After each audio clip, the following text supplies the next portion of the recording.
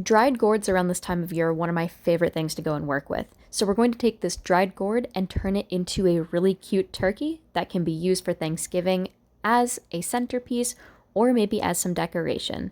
Here's the turkey that I made, so let's get started.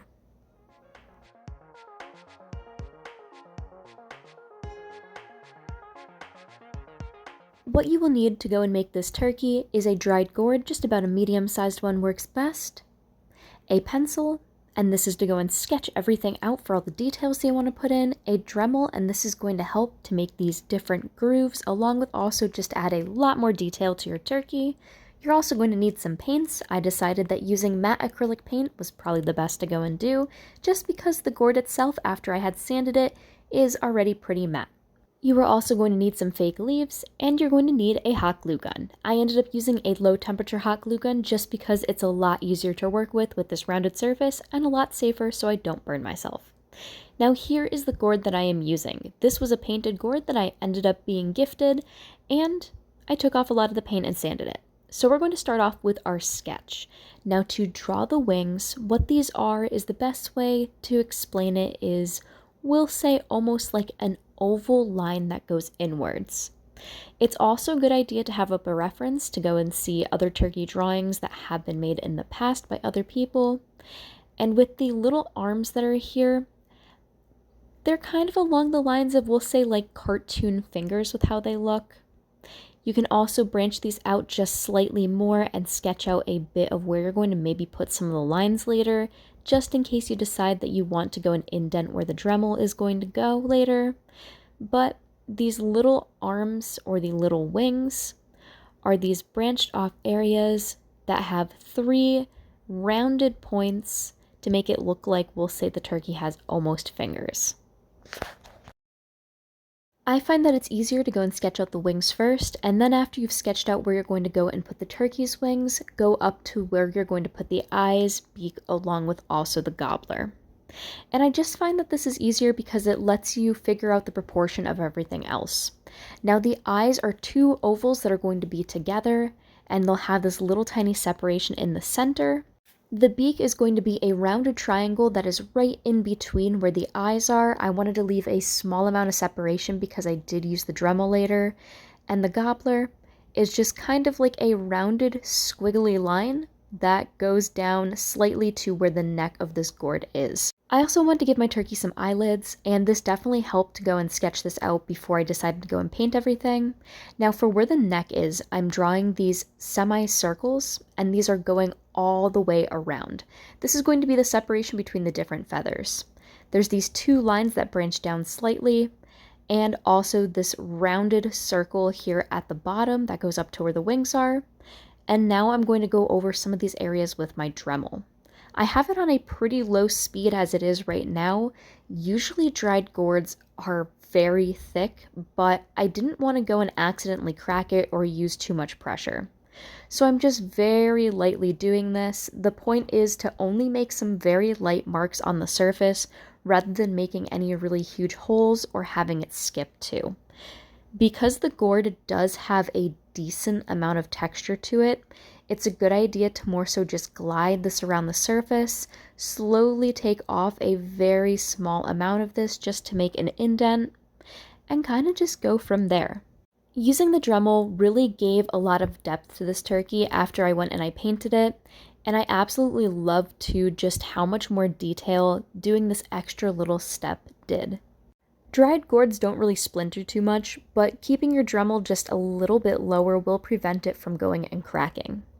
Now moving on to the stomach of the turkey, I'm creating these, we'll say, little W's, and this is just to go and add a bit more texture and also some areas where it's going to look like our turkey has some feathers. Now the color that I'm using for this outer portion here is almost along the lines of like a khaki color, and I used all matte paint for this. I really didn't want to use any gloss paint just because I didn't want to add that extra shine to my gourd. It's already pretty matte as it is, so I felt that it just matched a lot better. This khaki color I'm extending, and I'm going and blending a bit of brown paint in with it, and then I'm going to go and continue to paint the rest of the body. Now, acrylic paint, as long as you're working with it before it fully and totally dries, which surprisingly, the dried gourd, it actually did take a good amount of time for this to go and dry, unlike other surfaces that are extremely porous, like certain woods or certain materials like that. This actually took a good amount of time to go and dry, so I did have a good amount of time that I could go and blend it. So I ended up getting my base color of this brown down, and I took more of the khaki color and I blended it in to go and make the separation where the wing is. I wanted to keep it a little bit darker at the front of it and also darker at the back, but have this lighter area at the front. I also went back to the front with more brown, and I just blended this in where the khaki color was before everything dried. I also outlined where these little areas of the wings were. Using the Dremel really did help me a lot to go and keep both of the sides pretty symmetrical for where the turkey's wings are, along with also too, it gave me a great guide to go and follow along with. After all of that paint had dried, then in the center, I went back with some of the khaki color that I had, and I painted it on where the stomach of this turkey is, used some white in the center, and I blended it before everything fully and totally dried. If you really wanted to and you had other indents here, you could go and fill it with maybe some black or brown paint. I went back up for where the head is with some more brown paint. This is just slightly lighter than the body of our turkey. And where those little half circles are before all of this paint dried, I went and I took a bit more of the khaki color and I just slightly blended this here just to give it a little bit more of a separation and also make it look like he had some feathers. Then I took some of the khaki paint and I very lightly brushed it onto the top of the head of the turkey. Painted the gobbler with this nice bright red, like normally a lot of turkeys' gobblers would be. Painted his beak with some very, very bright yellow. Painted the eyes with some white.